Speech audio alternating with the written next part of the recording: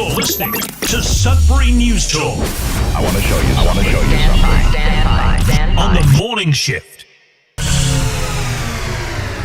Anything could happen. Sudbury News Talk on the morning shift.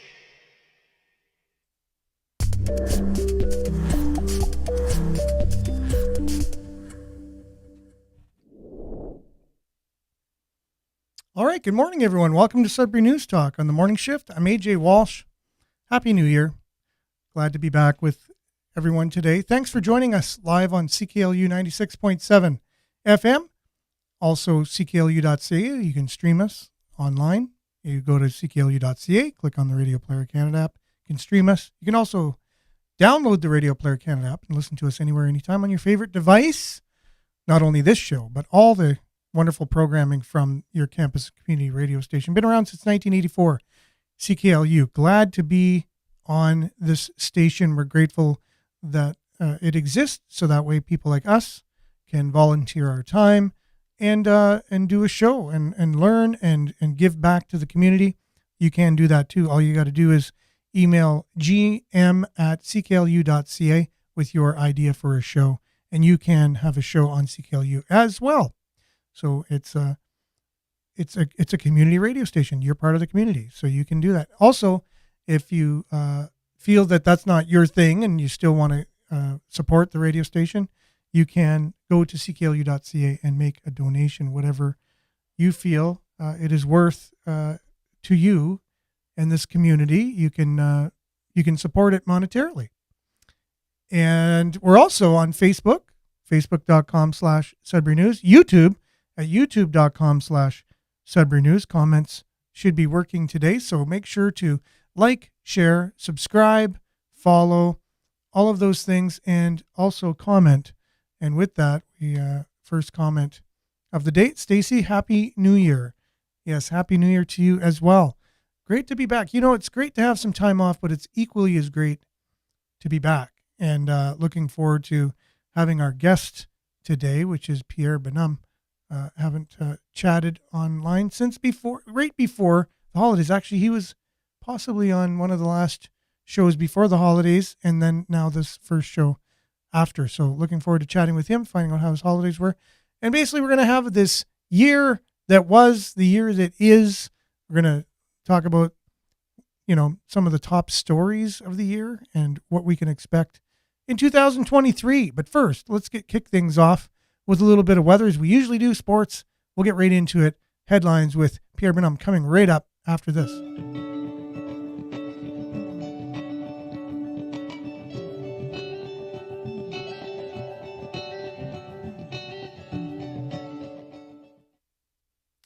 Yes, and as usual, I had forgot to add my source here, which was my computer, and I'm not sure why I did that. I'm not sure why I do a lot of things sometimes, so just bear with us, and we'll get this thing going. Here we go. So there we are, and we should be able to have our computer online, which we do now, and here we go. So one more click of the button, and we should be good to go. And there we are. Weather today, -1 currently, feels like -4. And today we can expect cloudiness, wind becoming northeast 20 kilometers late this afternoon. Temperature steady near 0, wind chill -4 this morning. UV index 1 or low, as it always is in the winter, the UV index. I don't even know why we mention it. Tonight, cloudy. Periods of snow beginning this evening. Local amount of 2 centimeters. I thought we would get through this week. It looked like earlier that we would be having sun and very cool temperatures like -9, -10 throughout the mid part of this week. But now it's changed, and it looks like there's chances of snow, unfortunately. And that brings us to Wednesday, cloudy with a 30% chance of flurries, a risk of freezing drizzle. Wind northeast 20 kilometers, gusting to 40. Temperature steady near -5. Wind chill near -13. UV index always 1 or low.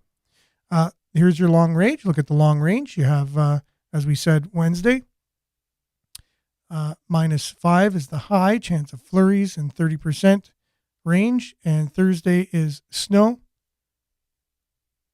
high of -6. Friday, chance of flurries, -4 is the high, 40% chance of flurries. Saturday, chance of flurries, -7 is the high, 40% chance of flurries. Sunday, now you're getting into your mix of sun and cloud, but just before the weekend, it looked like we were getting sunny days all throughout the week, but now we'll have to wait until Sunday for a possibility of sun. According to this forecast, as we know, weather can always change, and it's never an exact science, right? So look at your satellite image over Northern Ontario, just a mixed bag of a lot of clouds as usual. That clearing in the west might take almost a week to get to us. So anyways, that's your weather, sponsored by SudburyWeather.ca, which lands on our Sudbury.news Facebook page. Check it out. Make sure to send us any suggestions you have for our website in general, not only Sudbury Weather, but our website in general. We appreciate all of your comments, and make sure to comment today on the show. We'll be back with a little bit of sports and Pierre Bonhomme right after this with headlines.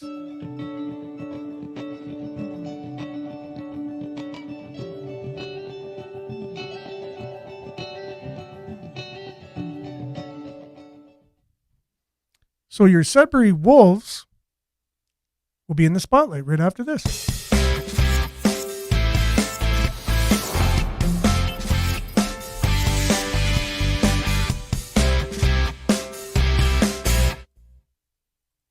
It's amazing what happens sometimes with technology. I can't believe it. It's just boggles the mind. It's supposed to make your life so much more easy, but doesn't always do that. So a lot of glitches going on this morning, but we're getting through anyways. So thanks for bearing with us. And you probably didn't even really notice. So that's fine. The Wolves on Saturday beat the Sioux Greyhounds 7-5. And with that, Nick DeGrazia recorded his first career OHL hat trick to lead the scoring for the Sudbury Wolves. David Goyette had a pair of goals. Ethan Larman and Evan Coynion each had one as well. So Sudbury Wolves winning the game before against the North Bay Battalion, 3-2, just a squeaker. They lost the game before that in North Bay, unfortunately, though. So the last 3 games, they lost the one. They had a revenge on the North Bay Battalion here in town, and then were able to beat the Sioux Greyhounds in the Sioux. So they're on a playoff run. It's going to be exciting. If they can make the playoffs, they're a team that can do something in the playoffs. I've seen, they've had some real blowout games where they've beaten their opponents by a lot when things are clicking. So again, if they can just work on their game, got a new head coach, things are a work in progress. I think you can see a lot of great things from your Sudbury Wolves. Also, the Sudbury 5 fans get another preseason peek at the team during training camp on Wednesday. So the Sudbury 5 released training camp details and their roster. Their season's about to kick off. So you're not only going to be able to go out and see the Sudbury Wolves at the Sudbury Arena, you'll also be able to see the 5 get out of the house, for one, and enjoy some really great entertainment in the Sudbury Wolves and Sudbury 5. But speaking of entertainment, speaking of sports, if you are a hockey fan and you were watching the World Juniors and keeping your eye on the pulse of that, and you watched the game last night, the Canadian team against Slovakia. Slovakia put up a huge fight. It was, they were down 3-1 in the third period, then tied it up 3-3, nail biter. It could have went either way. Slovakia could have upset Canada, never beat them in the World Championship ever, Junior World Championship. And it took Connor Bedard. What a sensational player. He, you give names. You have the great one, Wayne Gretzky. You have Sid the Kid, who is the next great one. You have Connor McDavid now, and now you have Connor Bedard right on the heels of Connor McDavid. Is just smashing all kinds of Canadian records in the World Juniors. I think he had 5 altogether. 5 records. Bedard Bedazzles breaks 5 records as Canada eliminates Slovakia in overtime win. And that was the quarterfinals. They go on the way to the semis, and they face the U.S. I believe it's Wednesday night. So that's going to be a huge game. Anyways, not really Sudbury sports, but at the same time, you should have saw that overtime goal. If you hadn't had a chance to see it, pretty darn amazing. Dekes out. It was overtime, right? So there were 3-on-3. Dekes out 3 of the Slovakia players, and then dekes out the goalie single-handedly. The guy's phenomenal. Go on YouTube, watch it. We don't have real time today just because there's so much to talk about back in the new year. And not everybody is into sports, right? So is what it is. You got to see it. So Sudbury Sports brought to you by SudburySports.com. Randy Pascal, he is that Sudbury Sports guy, and he reports on SudburySports.com. All things Sudbury Sports. We'll be back with Pierre Benum and headlines right after this.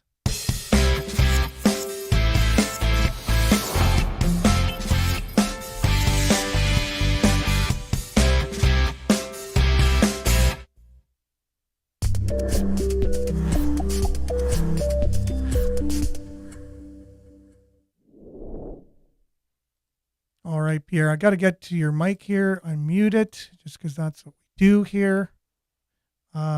Taking care of all things technology wise. Good morning, Jennifer. Glad to have you with us. Also, it says very, very sad about the NFL player. Yes, that is true. It is. So we were just talking sports, and I guess, have you heard about that, Pierre? First of all, welcome back and Happy New Year. Happy New Year. Good to be here. You got me out of bed early on January 3rd. I guess I should start back to my normal routine now. So good morning and Happy New Year, everybody. Nice to be here. It was interesting because on the way to work this morning, I take about an hour drive, and it was so busy on the. I've driven this for the last 4 months or so, the same road, and there's hardly anyone on the road at that time. But this morning, it was packed. It seemed like everybody, I guess they're trying to get work a little bit early. They've had too much celebration and free time over the holidays. I don't know. The roads were packed this morning for some strange reason. I like when things are busy. It makes me forget the last 3 years. Yeah, those exactly. Quiet streets. We're complaining about traffic, so it's a good thing. It is, yes. So Jerome says best of the new year to all. So yes, same to you, Jerome. So yeah, Jennifer is mentioning the NFL player last night in the game. Did a tackle, stood up, and then just did a face plant right after that, and had to be resuscitated. Cardiac arrest was the reason for this NFL player's collapse. Happens over and over and over. It's very strange. And I was doing a deep dive into that because I was hoping to come on during the holidays and talk about the injuries that were faced just due to the latest, influx of the solution to the chaos we've had in the last few years from big companies that make these types of solutions. Mm-hmm. And there you go, NFL player, that goes right into it. There's an increase in cardiac problems in people, and it's really bad. Like there's some top doctors in the field, and I was watching an interview with one of them from the UK, and he was totally all aboard with all of these solutions that we're having for what we just went through in the last 2.5, 3 years. And now he's like, there's definitely some issues, and a lot of heart disease and things going through the roof linked to those solutions that were given to us to help us get through the problems. If you know what I'm talking about. I saw a list somewhere. I forget which site it was, but it was just a list of dates and faces, and it's hundreds and hundreds of young athletes all over the world just suddenly dropping dead. It's very strange. Hmm. And the spike kind of happened. It's something like 400% increase or something like that. You'd have to check the stats, fact check that, but it's a drastic rise, since 2020. Very strange. Yeah, All out. this doctor was saying if he was to eat anything he wanted, smoke 10 packs of cigarettes a day, never exercise again in his life, do everything he could to cause problems to his heart, it wouldn't make the difference of the percentage of what we're finding with problems from, Wow. that they're finding, how, like you said, the increase of how bad the problem is with heart disease now.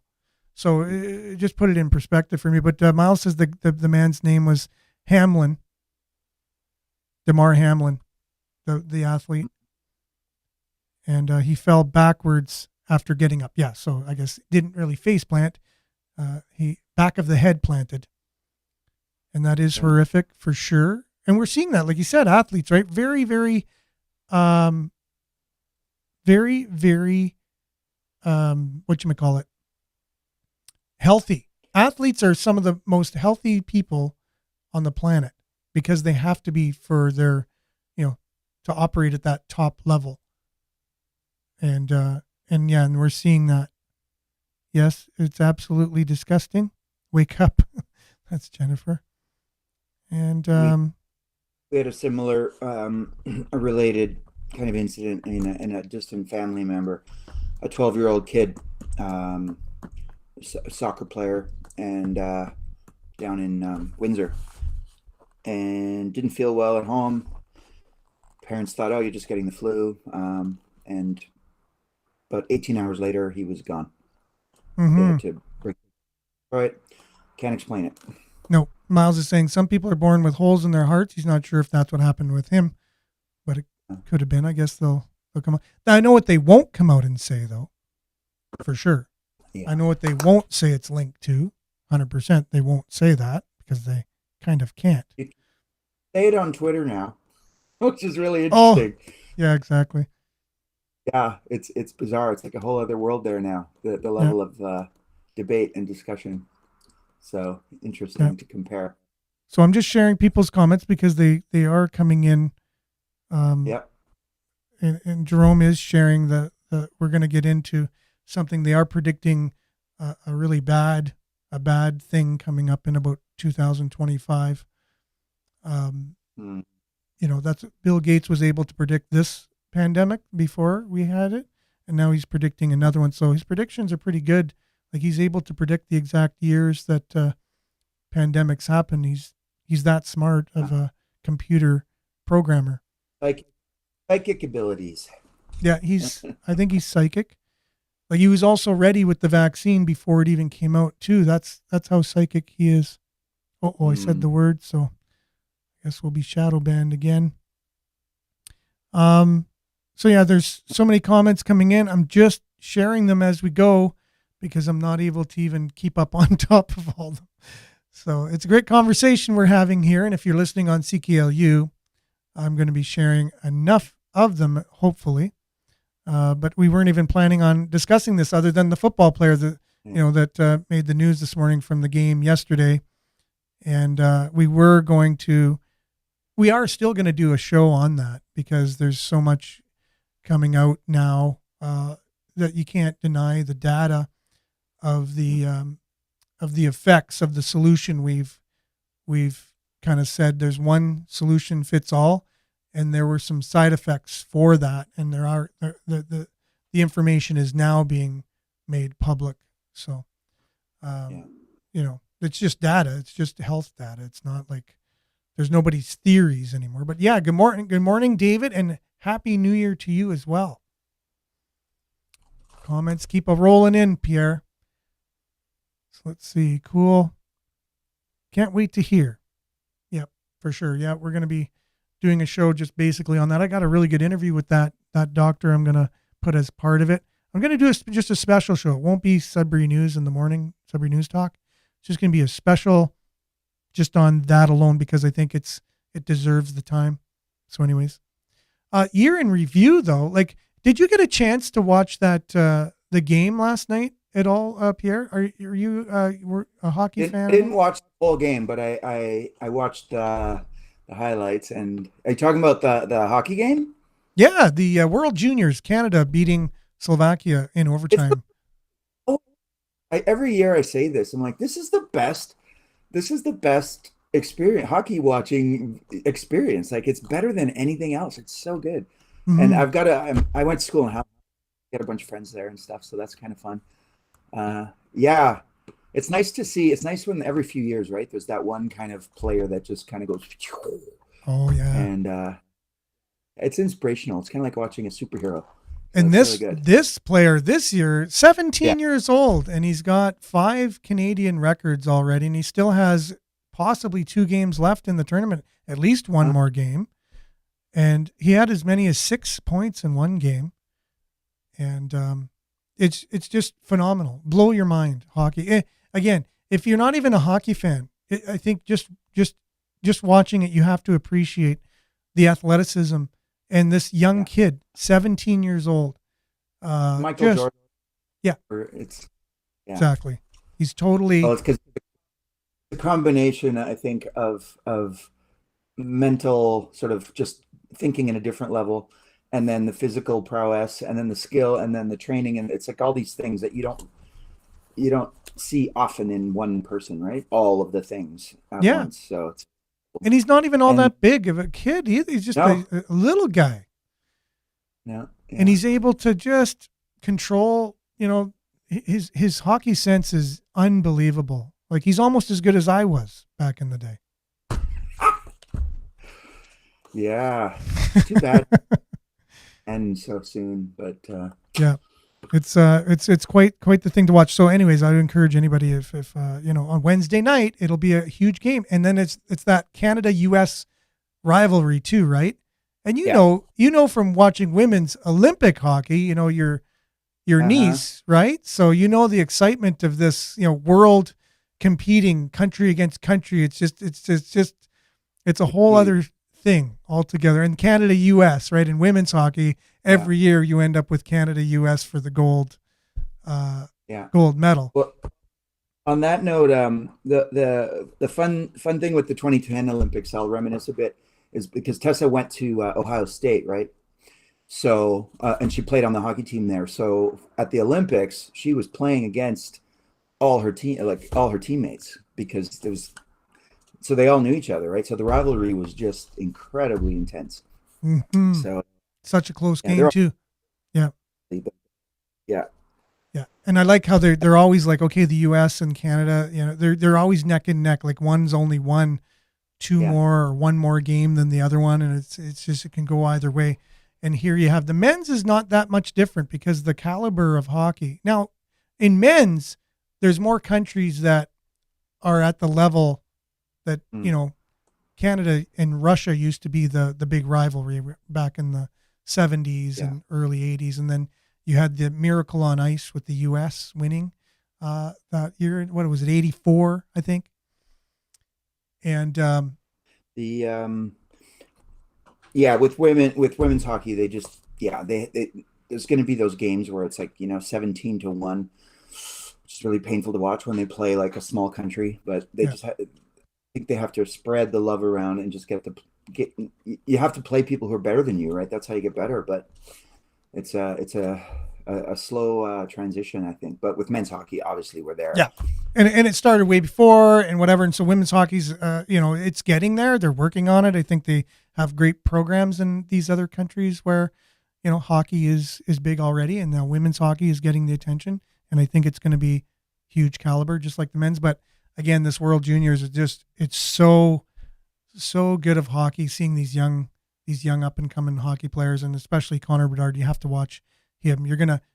I know later in life you're gonna say, yeah, I watched Connor Bedard when he was younger. It's Yeah, like basically Wayne Gretzky. He's beaten all of the greats records, Canadian players. So what does that tell you, right? He only has Peter Forsberg now in terms of the tournament itself to beat. Peter Forsberg has 31 points out of a whole tournament. Connor Bedard right now has 21. So he's beaten all the Canadian records, but he has to beat the international best record, and that's Peter Forsberg's 31 points. So he's got 2 games possibly to get 10 points, and that's not actually out of the question, seeing that he already had 6 points in one of the games. But anyways, highly unlikely, but possible. Yeah, so that's that. Sudbury news in going back throughout the year. What were some of the stories that you thought were the most important ones in the city? And then we'll just kind of go through what Sudbury Star, Sudbury.com talks about. What were some of the things you thought were the most important stories? For me, the Laurentian story and the Ked story, yes, but for me, it always goes back to the overdoses. To me, that's just the number one crisis at every level. That for me, it just doesn't feel like it's top priority. Just walk past that grave site downtown the other day. And yeah, for me, it's just such an overwhelming topic. It covers everything. Mm-hmm. It covers health, it covers crime, it covers addiction, it covers mental health, it covers urban planning, all the other stuff is corrupt people things, but this is just like a human crisis that we're just if you just arrived here from another planet and you just said watching this, it's like, what do they say, how do people treat their kids and their dogs tells you a lot. We treat our dogs better, in a lot of ways, well, in every way, than we do human beings. So, do you know how many people have told me that? Like, if they're watching a movie and an animal is killed, they feel more sorrow than if a human. I don't know. Have you heard that from people too? Like, well, I think because animals are innocent and right. But there's a guy that I've been watching on YouTube and on this topic, and he's a famous photographer, and I'll dig up his name and I'll post it here. And he interviews like long interviews with people on Skid Row, and you just get to know these like really, really in-depth stories with these people, and they're beautifully shot, black and white, dark interviews. Drug addicts and people living on the street, and like really tough, rough people. And you hear the stories, and he's been doing this for years and years, and his conclusion is kind of dark, kind of, it's just it's really hard to how do you help somebody, right? It's such a big story, big issue, but I don't think it's something that you can ignore. That's all. It's just downtown Sudbury, like, it's a small city. We can't ignore it anymore. They got to do something. No. Got to do something. I don't know what. Jennifer's saying all comes down to mental health. It's very sad, challenging times for many, for sure. And Julie, I just want to say good morning to you. Both Julias, actually, good morning. And Tracy, yes, Happy New Year. Thanks for being with us, guys. This is great. I'm so glad to be back with everybody, even if we're talking about these terrible stories. And Stacy has a very long comment here that I won't be able to read the whole thing, just unfortunately. But it's about. She's a very passionate advocate for the homeless and mental health in general, and for people that are vulnerable in these situations. So we've had many discussions on that. Stacey's very passionate about that. So, well, it's trauma based. It always goes back to trauma, and we're ignoring that. We're treating it as a crime issue or a housing issue. It's not about housing. It's way deeper than that. So this is the thing, though, and I know a lot of us feel this way. Like, we see the problems.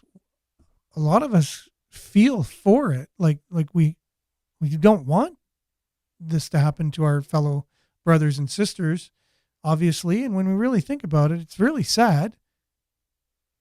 Now, but the question is, what can be done? Like, what can we do, though?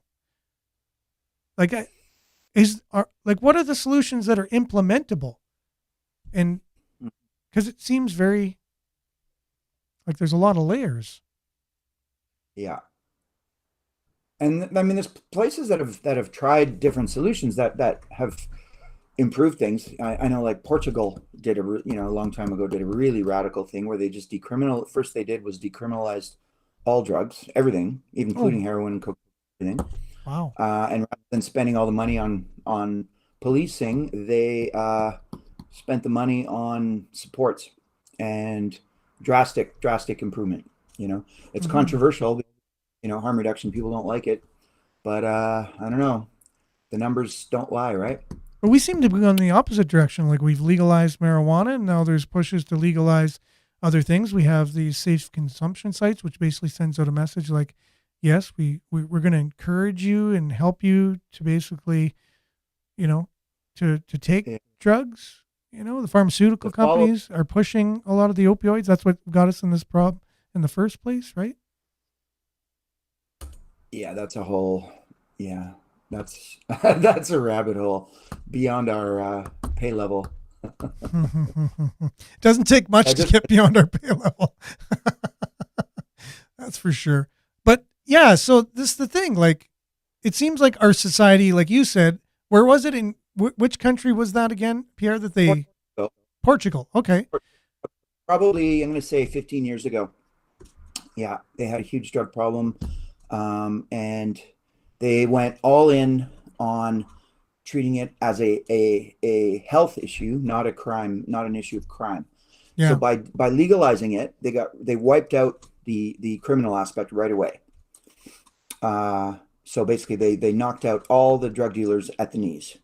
Okay. Then they created, so like we have here with the safe injection sites, they did a similar thing, but that was a way for them to track. Essentially, they created a huge roster of drug users that they could help and monitor. So you're going to come in because you're going to get clean drugs, then you're getting health care, and then 2, 3, 4 years later, your life's completely changed because you've had a bunch of help.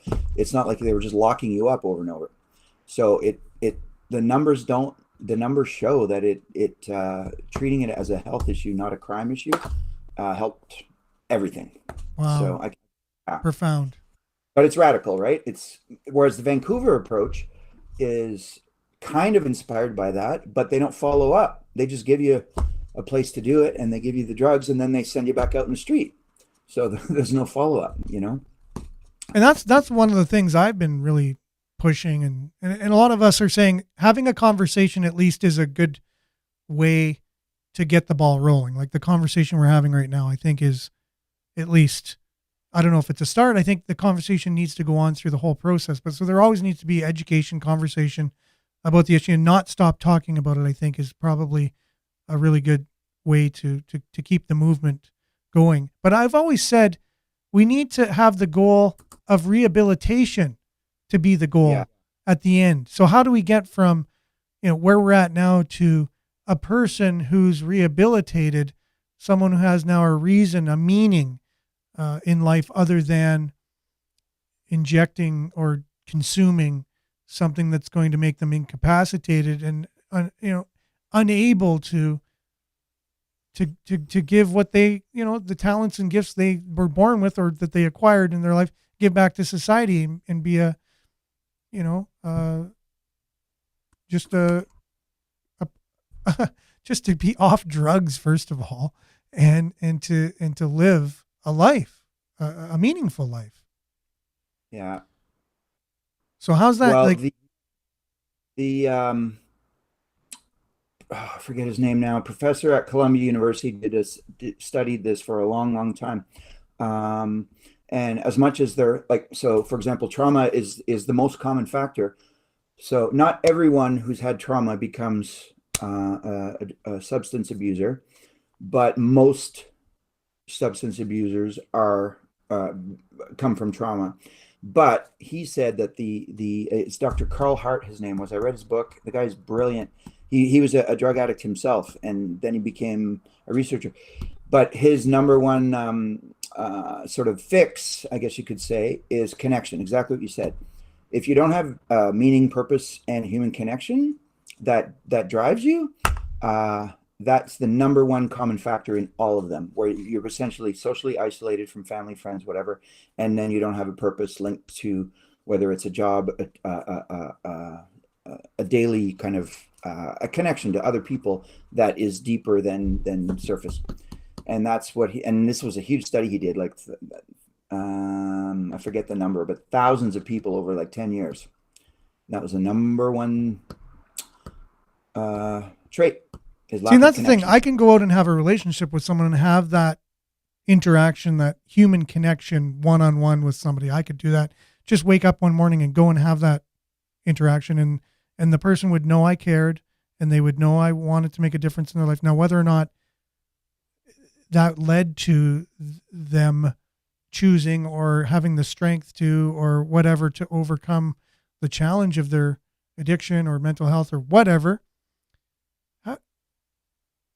that's okay. But it seems we need a systematic solution, unfortunately, for this, like a system of like a cooperative approach between governments of all levels and individuals and organizations in order to have that goal. And I want to know if that's even possible in our day and age. You know what I mean? With our healthcare system, because you need that to be part of it. They're already on a kind of a road, right? Everyone's on their own path to their own goals and doing it their own ways. But it needs cooperation between all of those entities with the same goal and the same, I guess, vision, or the same mission statement, the same kind of, and that's a tall order to because there are competing interests, right? Imagine if imagine if you created a pill that would cure. Actually, there is a pill that cures heroin addiction, for example. Not all addictions, but there is, and it's illegal in the U.S. It's moderate. It's in a gray area in Canada. It's called ibogaine, and it 99 point something % cures heroin addiction in 72 hours. I know someone who went through it, and different person, never even thought about using. Wow. Go through. It's kind of similar to the ayahuasca. You hear about the people who go to South America. It's a plant from Africa. It's similar, and they do it in Vancouver Island. But that's just one example. That should be. That will cure opioid addiction. That should be. I mean, it should just be a funded thing. It would fix a huge problem. But no, it's only the rich who can afford it. It's like 12 grand for a treatment for a weekend. Wow. And obviously the ones that are suffering the most, that is the furthest from what they can afford. We went there. It's a beautiful house in Vancouver Island, and maybe 8 people in the house at a time. It's like a beautiful medical rehab facility, right, with a view and everything, and doctors and everything. And very high-end people, just wealthy people, rich kids. Yeah, it's the only ones who can afford. In the U.S., and it's all Americans mostly. So that's just one example. If there's a will, there's a way. Look what we did. Look at the magic solution we came up with in under a year for for the flu. So if we can do that, why can't we mobilize for everything else? Now that's honing in, and that's just honing in on how like everything's connected. Like if you kind of, we're looking at healthcare and opioid crisis, and we're kind of honed in on that.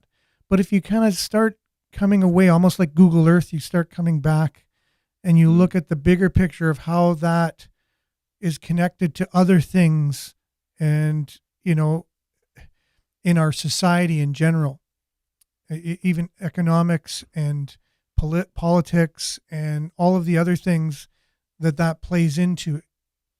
So the money aspect, are people making money off it? Do they have interest in there?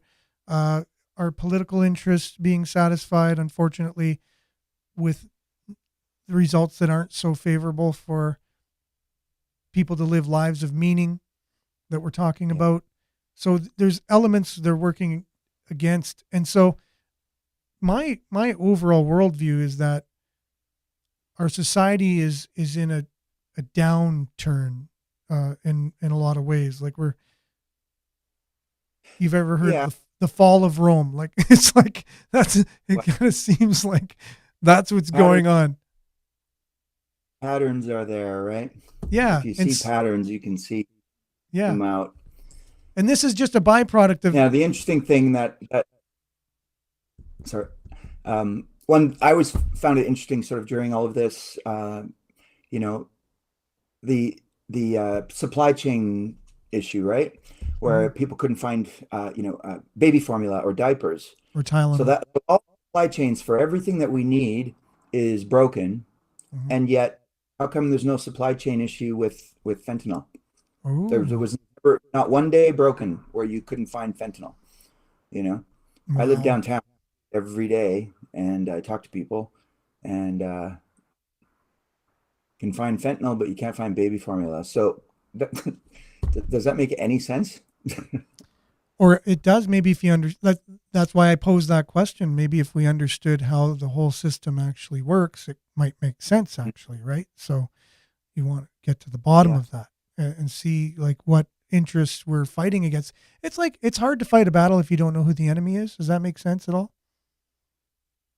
Well, You, and then you know when what I you mean? call out, you're called crazy when you call out the enemy.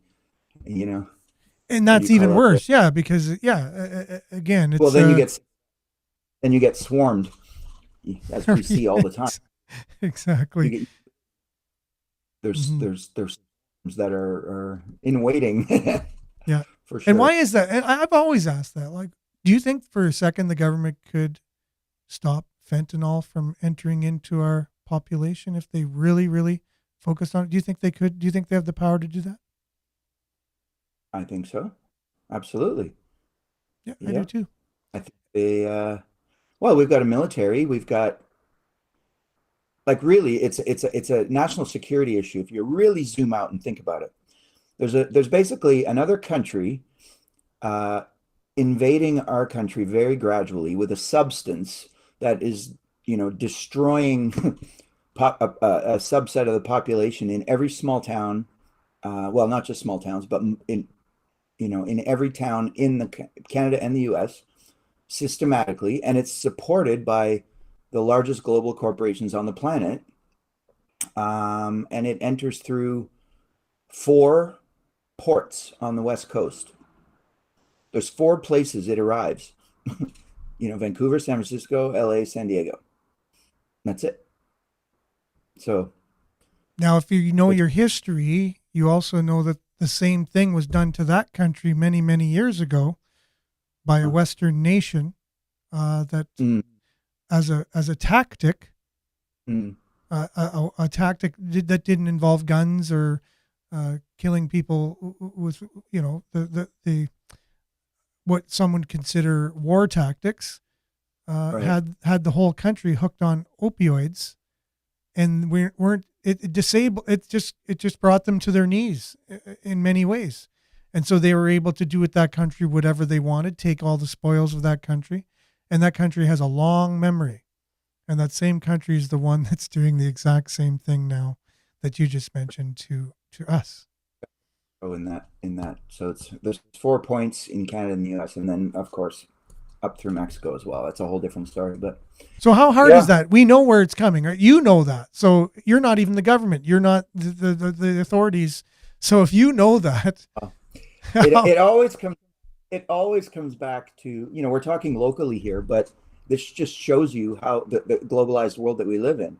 Mhm. Basically, there's a few companies in China profiting from people dying in downtown Sudbury. Bottom line, that's it.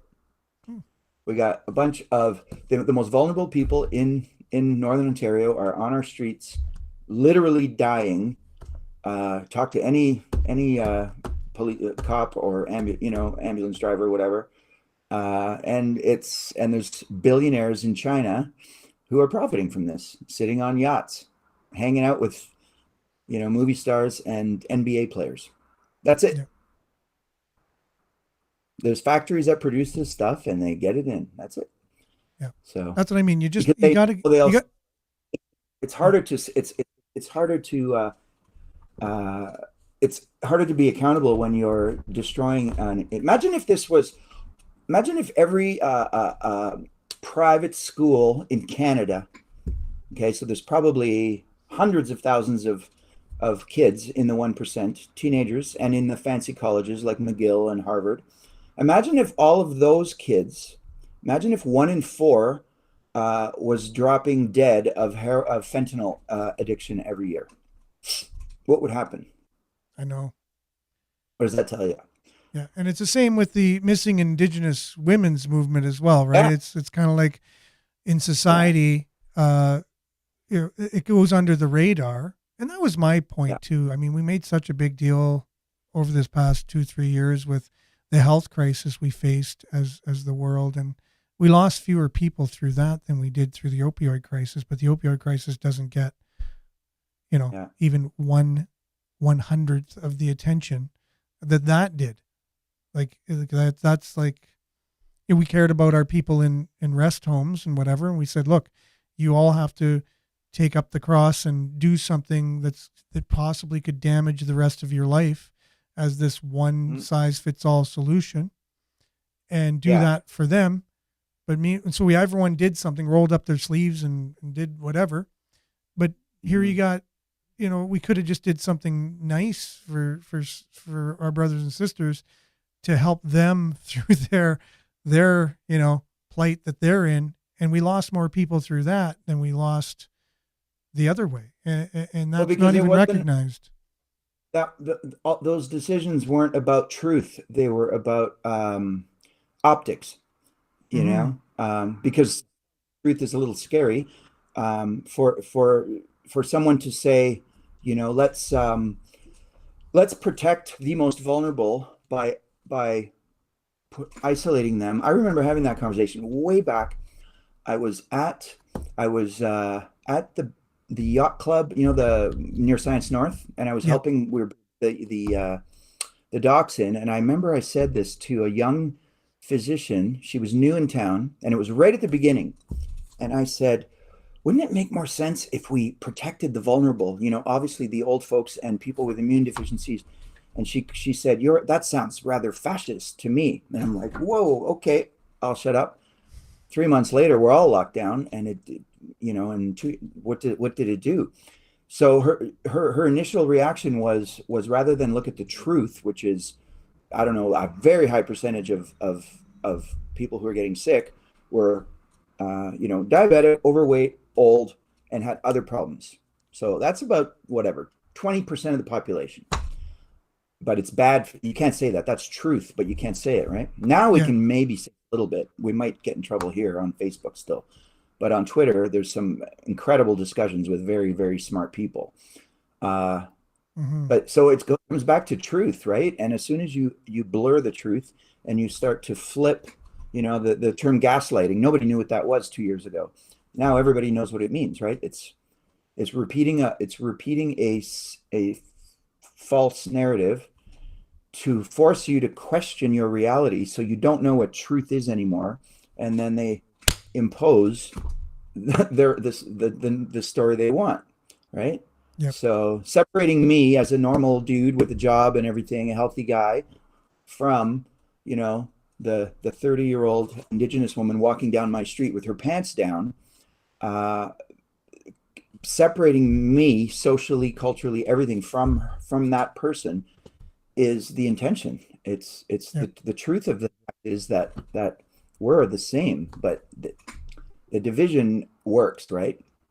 Yeah. So I think that's at the end of the day. Yeah. We all have to realize, I think the only way to combat all of this is to realize we're all the same, no matter what. Like we look at our differences way too much. Like we look at what separates us rather than what brings us together. And I think the more we're looking at what brings us together, what makes us the same, nobody is any better than anyone else at the end of the day. Maybe you had more opportunity. Maybe you had, more money at some point. Maybe you had a better job, better education. But at the end of the day, as a human being, it doesn't make you any better than someone else. It just gives you more opportunities. And actually more opportunity. It actually gives you more responsibility to do something good back, to help.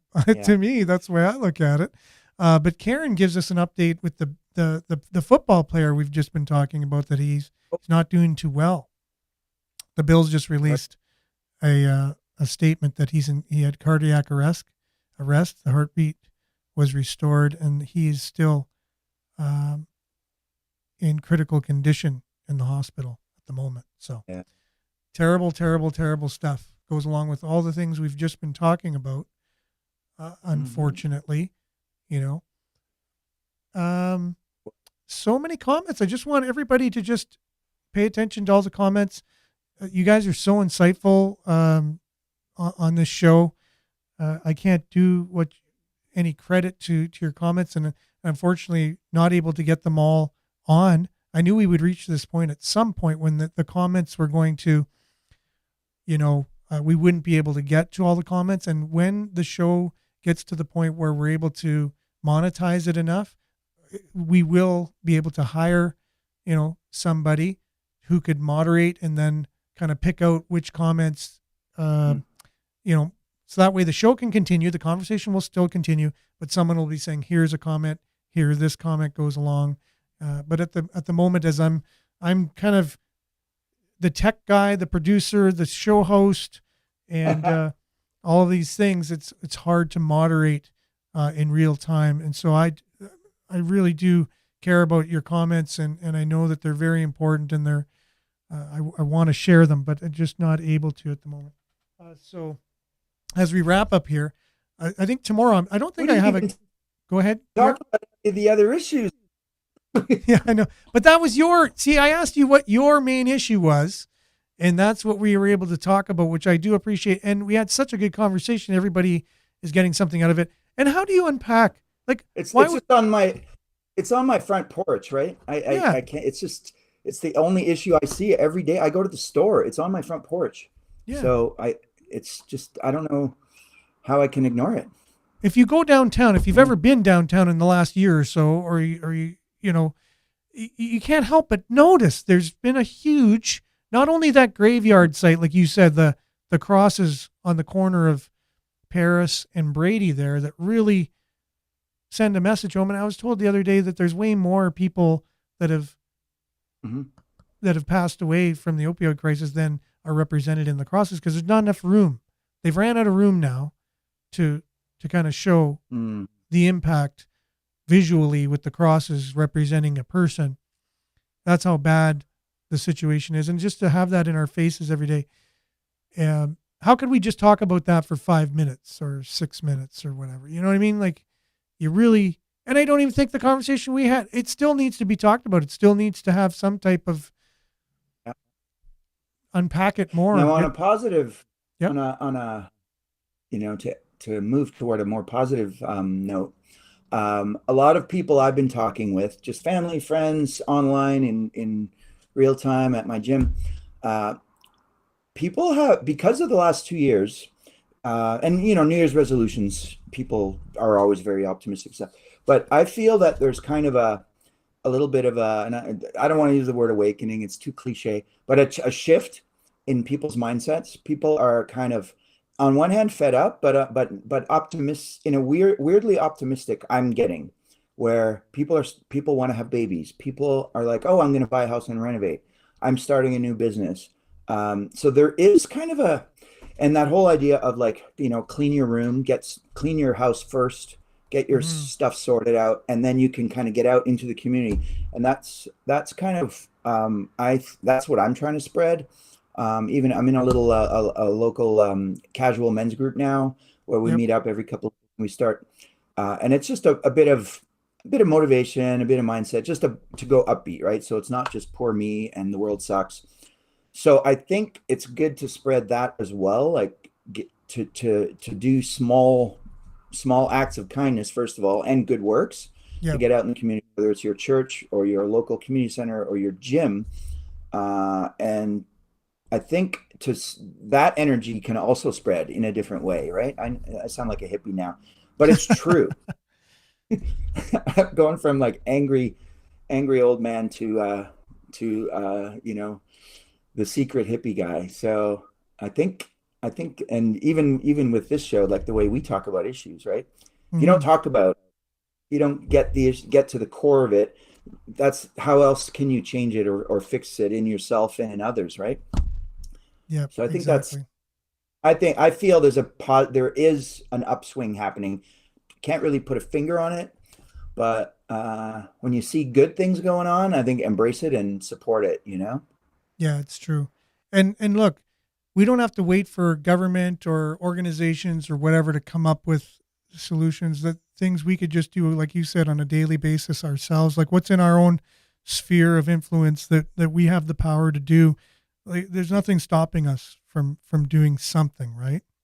And if you have enough people getting together doing those small acts, one by one, they add up. A little stick on the fire, a little stick on the fire. If you put a million Yeah. sticks on a fire, you got a pretty big bonfire by the end of the day, kind of thing, right? So Well, and the really thing that well I said. remind myself, uh, 100 times a day, like when you see patterns, right? You can't unsee them. It's like taking the red pill, right? Yeah, But uh, you have to put out a lot of tiny fires every day because the dark energy is there and it's very powerful to disrupt, to lie to you, to blind you, to tempt you, all those things.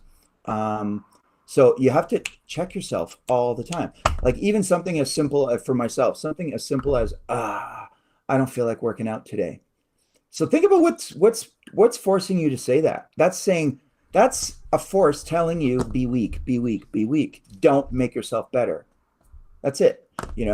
Watch Netflix instead of going out and whatever, cleaning your garage or whatever it is. Like you always have to check yourself, see the pattern, right? It's a yeah, mindset shift. And I think for decades now we've been sucked into the other direction, and the result of that is our decrepit streets downtown right now. What's the absolute antithesis of that? Go for a walk, take your dog out, and go shovel the snow for the old lady down the street who's lonely. Like that one little thing. If a million people did that, instead of complaining on YouTube or on Facebook, I think that's my message for the new year.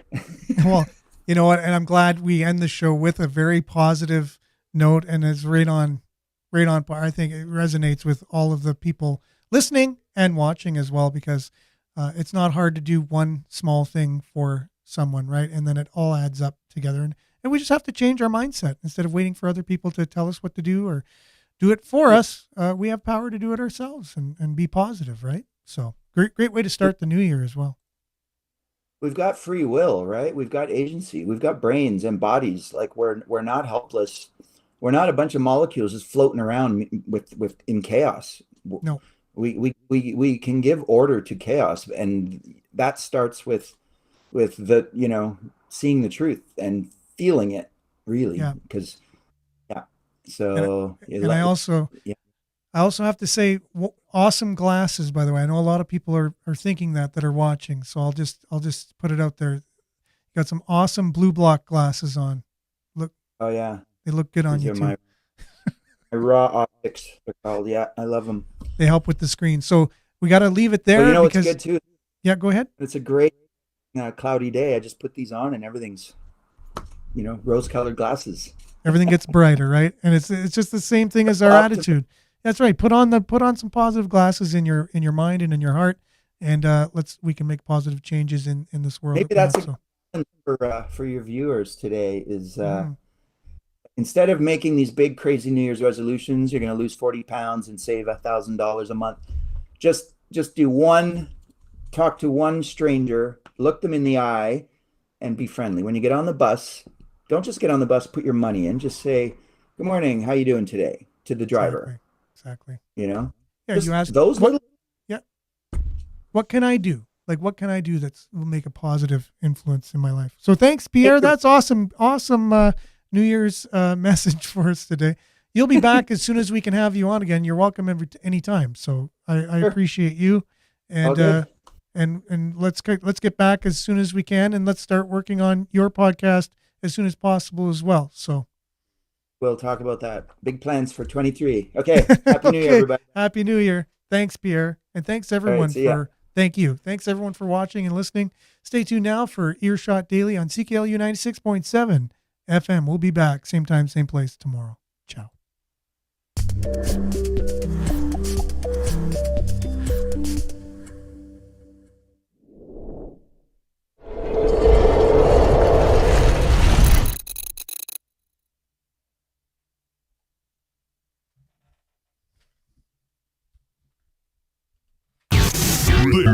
This is Sudbury News Talk on the morning shift.